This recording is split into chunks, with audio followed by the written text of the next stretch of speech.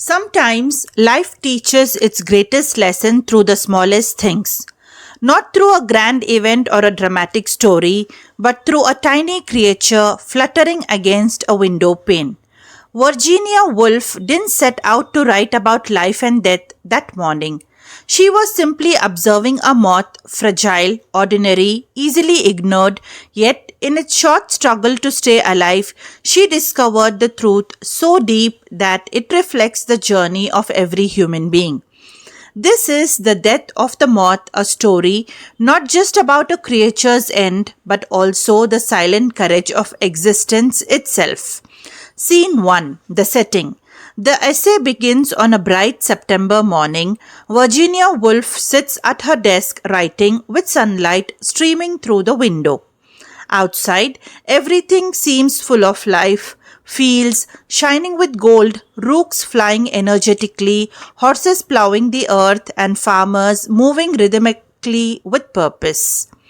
It is a world pulsing with energy, and in the middle of all this, inside her quiet room, a tiny moth catches her attention. It flutters near the window, trapped between glass and air. Small, delicate, yet full of life, it becomes the center of her focus. Scene 2. The Moth's Dance of Life. At first, the moth is joyful.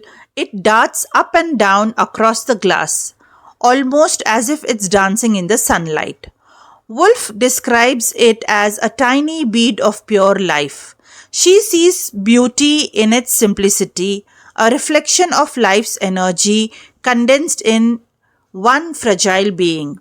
Even though it is insignificant in the grand scheme of nature, Woolf notices that it holds the same life force that animates every creature, the same pulse that runs through the birds, the animals, and even through us. Scene 3. The beginning of struggle.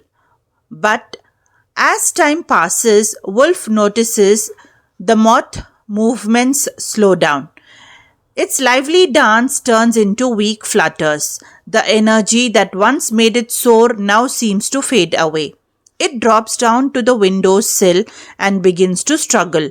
It tries to lift itself, to move, to fly, but fails. Something invisible is pressing down on it, and Woolf realizes it's the force of death. She feels a sudden shift from curiosity to empathy, watching this tiny being fight its last battle. She senses the universality of struggle, how all life, no matter how small, resists the pull of death. Scene 4. The fight against death.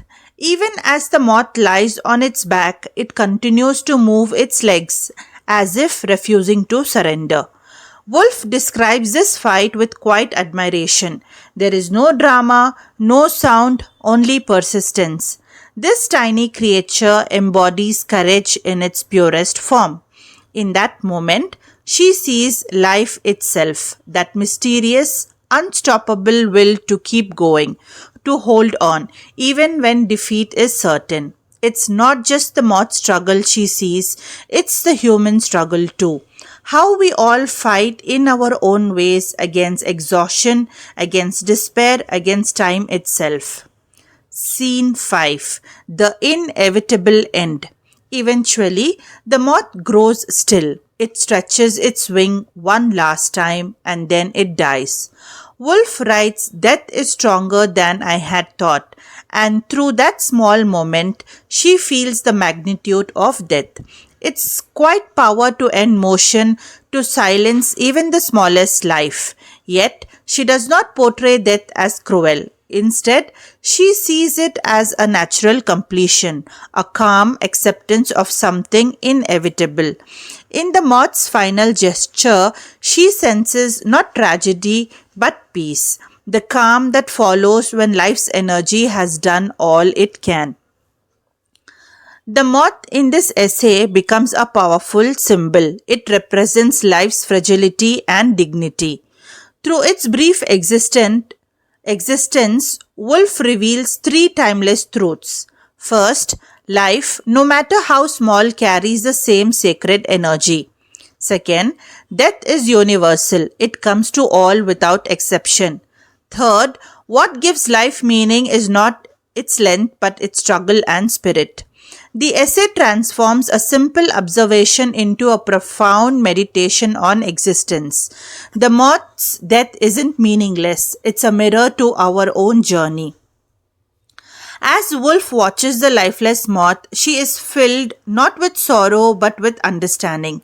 She realizes that every life, whether it belongs to a human, a bird, or a moth, shares the same spark, the same instinct to survive. In that moment, she connects deeply with nature and with herself. Her reflection isn't about just death. It's about seeing beauty in struggle, meaning in smallness, and peace in ending. When the essay closes, Woolf leaves us with a quiet truth. Death may be stronger, but life's effort, however brief, is beautiful. The moth's tiny fight is a reminder that every breath we take, every attempt to rise, every moment we choose to live despite the odds, it is a triumph in itself. Through the death of a moth, Woolf helps us understand what it truly means to be alive.